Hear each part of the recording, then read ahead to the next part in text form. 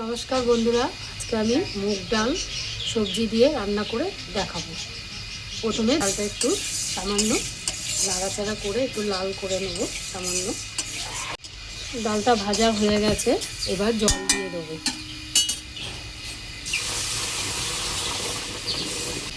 জল দিয়ে দিলাম। এবার সবজিগুলো দিয়ে দিলাম ডালের মধ্যে। সব যা যা সবজি কেটেছিলাম, কচু, মূলো, ফুলকপি আর কুমড়ো, সবজিগুলো দিয়ে দিলাম ডালের সাথে। এবার লঙ্কা দিয়ে দিলাম, দুটো কাঁচা লঙ্কা। সব সবজিগুলো দিয়ে এবার সিদ্ধ করে নেব প্রথমে। এবার ঢাকনাটা দিয়ে দিলাম সেদ্ধ হওয়ার জন্য। ডালটা সেদ্ধ হয়ে গেছে। হ্যাঁ, ডালটা পুরো সেদ্ধ হয়ে গেছে। এবার নুন, হলুদ, চিনি দিয়ে ফুটিয়ে নেব। হলুদ দিলাম,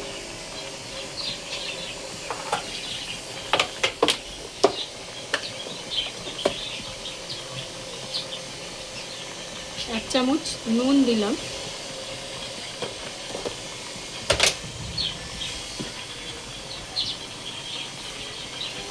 এক চামচ চিনি দিলাম। সবগুলো দেওয়া হয়ে গেল, একটু নেড়ে দিলাম। নেড়ে এবার জল দিয়ে একটু ফুটিয়ে নেব। এবার জল দিয়ে দিলাম।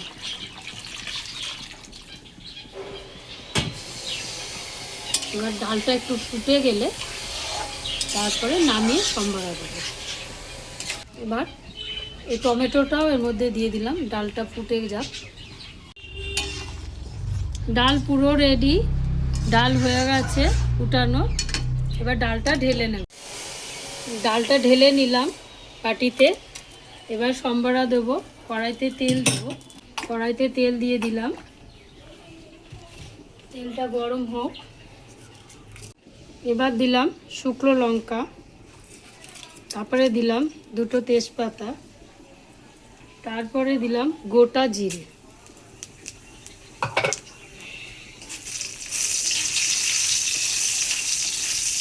লাল করে ভেজে নিয়ে ডালটা এর মধ্যে ঢেলে দেবো। তেল গরম হয়ে গেছে, লঙ্কা তেজপাতা ভাজা হয়েও গেছে। এবার ডালটা এর মধ্যে ঢেলে দেব।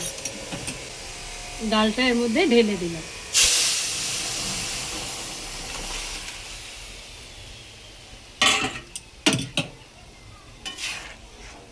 ডাল হয়ে গেছে। ডালটা একটু ফুট দিলেই নামিয়ে নেব। এবার দিয়ে দেবো একটু ওর মধ্যে ধনেপাতা। ওর মধ্যে দিলাম একটু ধনেপাতা। একটু ফুটে যাক, ফুটে গেলেই নামিয়ে নেব। ডাল রেডি, ভেজ ডাল নামিয়ে নিলাম। এবার ডাল রেডি।